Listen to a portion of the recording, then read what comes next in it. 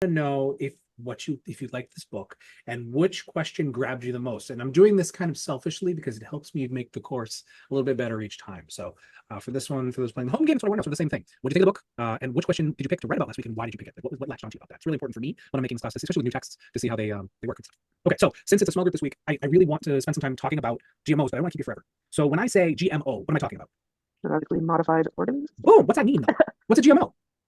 Isn't it when you just like take food and modify it in a way that is not organic? So this is every, so what is this, 2026? Since 2013, 13 years. That's the answer I get. And what I can tell you right now is I love genetic modification. I sweat genetic modification. In fact, my favorite thing in the world is slap lawsuit. Now, there's a name for these type of lawsuits. They're called slap suits. And in slap suits, it's usually a big guy versus a little guy. And it's a big guy who can afford to just kind of like put the litigation forward because they're counting on the fact that they're going to settle.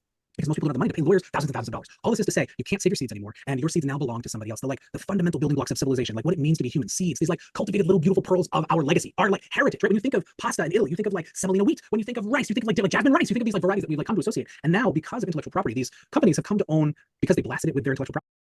So, like, if you're an organic farmer, you have to make sure that you are surrounded by organic farmers because you are in a constant battle with these giant corporations because they want you to lose because then you have to buy their seeds. Right? There's no way for like, Dave's farm to be able to compete with that kind of stuff. It's awful. So at the end of the day, what is a GMO? A GMO is a product. A GM is a genetically modified piece of food, which is wonderful. We have lots of those, right? And there's a whole conversation around organic and what organic is. Here's the thing. Tell you is as of 2021, I think it was 2021. That's the last year I knew the data for. Like 99% of the farms that applied for re-upping their USDA certification received it. For anybody that understands a standard bell curve, come on. Like there's no way all those farms passed, right? And like these huge corporations are obviously cutting corners. Like this is not even me being like cynical. Like just in terms of like a generic spread of information, like they're not all like to the layer, So are all the organic foods in a store organic? Like, we have to trust that they are at this point because there's no way for us to know. I've experimented. So